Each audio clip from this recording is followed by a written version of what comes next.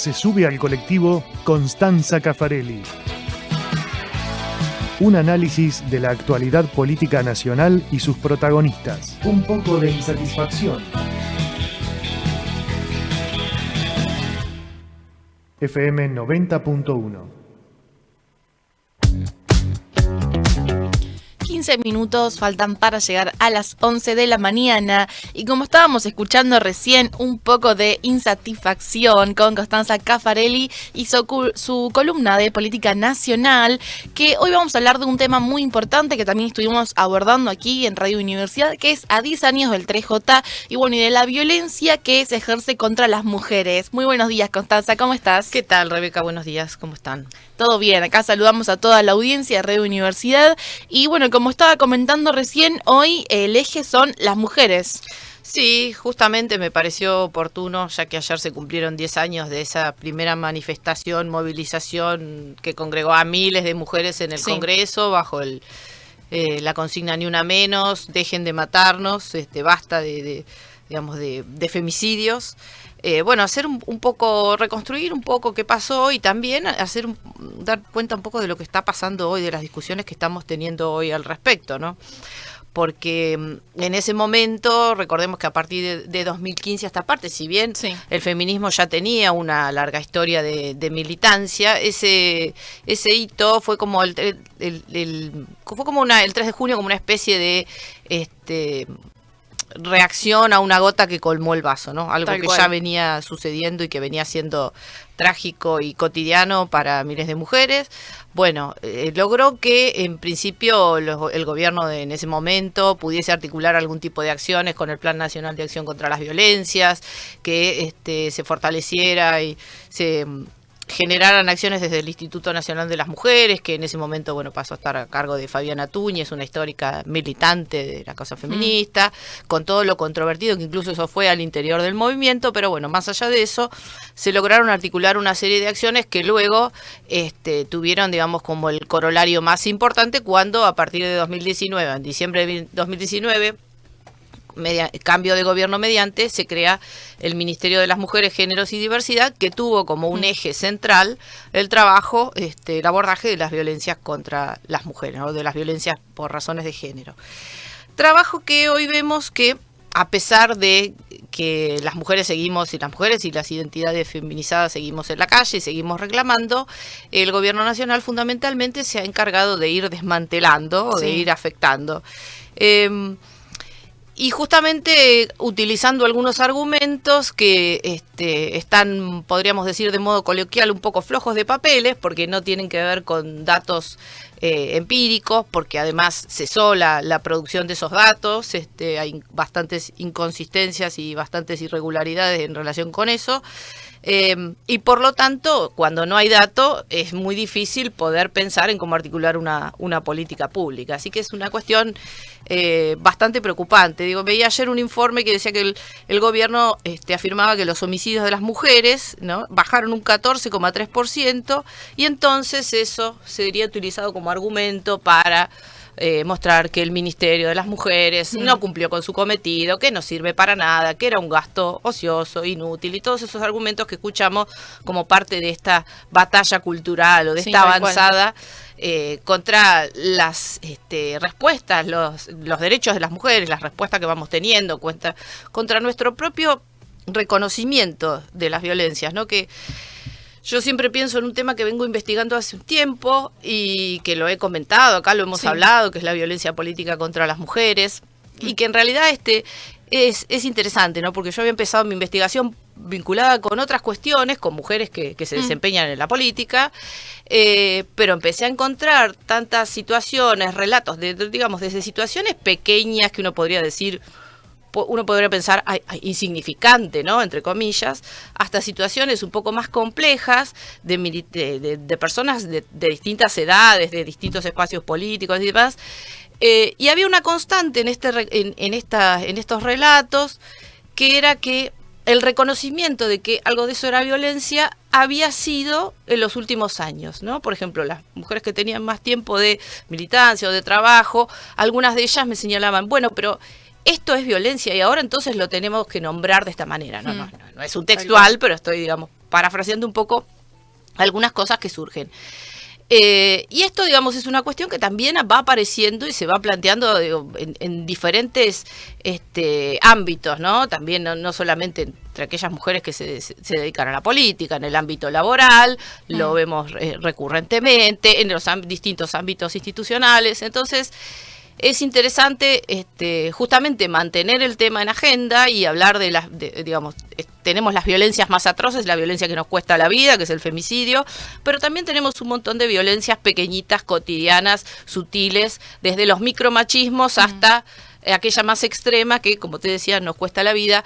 Y todas esas, lo interesante y me parece sobre lo que tenemos que seguir trabajando, empiezan a ser reconocidas por las mujeres como distintos tipos de violencia, ¿no? Entonces, una vez que a las cosas se le puede poner nombre, también es posible trabajar de otro modo. Por supuesto que, volviendo un poco a lo que te planteaba inicialmente, en la medida en que no hay datos confiables o hay datos parciales o muchas veces estos datos están, digamos, como fragmentados o son asistemáticos porque el propio Estado deja de ocuparse de eso, bueno, es más difícil tomar decisiones y es más difícil quizá a veces canalizar de manera sistemática un reclamo, a pesar de que, como vimos ayer aquí en la ciudad, vimos en casi todo el país, hubo movilización, hoy también hay una movilización en conjunto, bueno, con jubilados, digamos, hay como una especie de unir las luchas. Claro, de encuentro de luchas, pero bueno, es un tema que me parece que más salimos un poco de la coyuntura, o sí, si querés, pensamos en la efeméride, pero también pensamos en lo que pasó en estos 10 años y en lo que hace falta seguir trabajando y defendiendo, ¿no? Porque no es una cuestión menor, a veces no. Otra cosa, como verán, hablo porque son cosas que además a todas las mujeres nos han pasado en nuestras vidas en diferentes ámbitos y nos interpelan, pero muchas veces nos dicen que somos exageradas o que buscamos perjudicar a alguien, ¿no? Ahora nos acusan mucho de que salimos a denunciar falsamente o que le queremos arruinar la vida. Digo, hace falta preguntar al menos en nuestros grupos de conocidos, amigos, familia, a ver si alguna mujer alguna vez tuvo algún destrato en su trabajo o algún destrato severo o si, no sé. Digo, y discursos que se repiten también, porque estas frases son siempre las mismas, de decir, bueno, todas las mujeres quieren denunciar o lo hacen para perjudicar o a favor de... O están resentidas o están enojadas y entonces ahora todos los hombres somos... No decimos que todos los hombres son, pero sí decimos... Y tampoco es una cuestión del persona a persona, ¿no? Esta es otra cosa interesante, pensar que hay una violencia que es estructural y que muchas veces está tan incorporada en nuestra práctica cotidiana que a veces... no se ve como tal, o no se reconoce como tal. Sí, lo que creo es que sobre todo 2015 fue un hito y empezó a marcar, bueno, a ver, hay un montón de violencias que afectan a las mujeres y a la población LGBT también, y eso es necesario nombrarlo y es necesario frenarlo, porque como te vuelvo a decir, ninguna violencia está justificada, las hay más sutiles y hay aquellas que nos cuesta la vida. Sí, que incluso esto, bueno, en su momento también el gobierno quiso sacar la carátula de femicidio, que en este caso no lo pudo lograr, pero sí lo hace con otras políticas, como por ejemplo, desmantelando la Secretaría, el Ministerio de la Mujer, también sacando estos planes como por ejemplo lo era el menstruar y programas que ayudaban también a la mujer desde el lado económico. Por ejemplo, este programa menstruar era que apoyaba con las toallitas, tampones, que bueno, que ya no existe más. Claro, hay algo interesante para pensar también, y es que, bueno, todos estos programas que se han ido desmantelando o al menos afectando porque hay recortes presupuestarios, algunos directamente dejan de existir y otros empiezan a verse ahogados y es una manera también de neutralizarlo, ¿no? Pero bueno, pensar que también hay muchas iniciativas que tienen que ver con que la mayoría de las mujeres, o sea, cuando dicen, ay, ¿por qué esos recursos no van para la gente más pobre? Bueno, es que la mayoría de las mujeres que tienen cierta problemática son mujeres pobres, o sea, vos también tenés que cruzar variables, ¿no? Y entonces, pensemos, bueno, qué es lo que sucede en términos más amplios, como para poder dar una respuesta integral a ciertos problemas. Lo que pasa es que, bueno, creo que en estos momentos, así como hay arremetidas contra las universidades, contra el sector científico, con todo lo que contra la salud. Sí, con todo lo que tiene la etiqueta de progre, acá entre comillas, es un blanco para justificar ideológicamente las medidas que va tomando este gobierno nacional, que va buscando distintos enemigos, que se va afirmando sobre esa base de cierta superioridad moral que cree tener, ¿no? Que dijo que venía como a ordenar ciertas cuestiones, ciertas cuentas, y en realidad vemos que, bueno, repite prácticas que sí, no son tan diferentes a aquellas que cuestionaba en un primer momento, ¿no? Sí, sí, tal cual. Y bueno, un poquito ya para ir cerrando, quería preguntarte, porque me quedé como interesada en este trabajo de investigación que estás haciendo sobre políticas, me dijiste de violencia política contra las mujeres, sí. Bien, ¿cómo venís con eso? ¿Va a salir a la luz en algún momento? ¿Se está trabajando? Sí. Es algo que me interesa muchísimo. Bueno, yo como te contaba, empecé a investigar las mujeres, la participación política de las mujeres, sigo investigando y trabajando esas cuestiones. Y en realidad me interesaba mucho más en un principio pensar qué pasaba con los cuidados, ¿no? Con esta cuestión de que tenemos que muchas veces las mujeres atender a lo que sucede en casa y el trabajo por fuera de casa. Pero ahí me fui encontrando con el campo me fue mostrando otra cantidad de cuestiones que primero me interpelaron mucho, me conmovieron mucho. Digo, hubo momentos en los que yo volvía de ciertas entrevistas a mi casa y como que así muy impactada.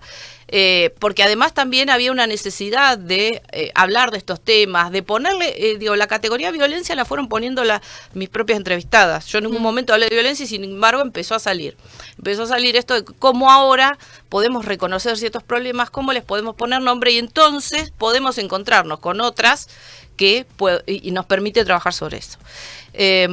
Entonces eso fue como algo que me impactó mucho y en lo que seguí trabajando. Y ahora sigo, digamos, de a poquito porque en realidad mis intereses de trabajo tienen que ver, te digo, con la participación en la representación política de las mujeres y con las políticas públicas con perspectiva de género. Entonces ahí voy articulando cuestiones de a poquito, entre las muchas tareas que tengo aquí en la universidad, sigo con eso. Y sí he publicado, hace poquito aprovecho para pasar el chivo. Hace poquito sacamos un libro con Ana Paula Subán, que es una colega muy destacada que se dedica a la consultoría política, y otro grupo de colegas de distintas universidades de Argentina y también de Colombia, que habla sobre la comunicación política con perspectiva de género, y donde uno de los artículos, particularmente donde yo escribo, habla de estas cuestiones y de cómo la comunicación política puede ayudar para fortalecer la participación plena e igualitaria de las mujeres, ¿no? Entonces, ahí si lo quieren, está publicado en la página de nuestra facultad, pues lo publicó la Universidad Nacional del Centro con la Asociación Latinoamericana de Investigadores en Campañas Electorales. Así que si lo quieren consultar, está en nuestra página, en nuestra área editorial, ahí el libro digital disponible para todos y todas. Bien, perfecto. También una muy buena noticia acerca, de la producción que también se hace de nuestra facultad con otras universidades, así que muy importante. Bueno, Constanza, te agradecemos entonces por venir siempre a este espacio Radio Universidad, que es de todos también. Bueno, muchas gracias a ustedes siempre por el espacio.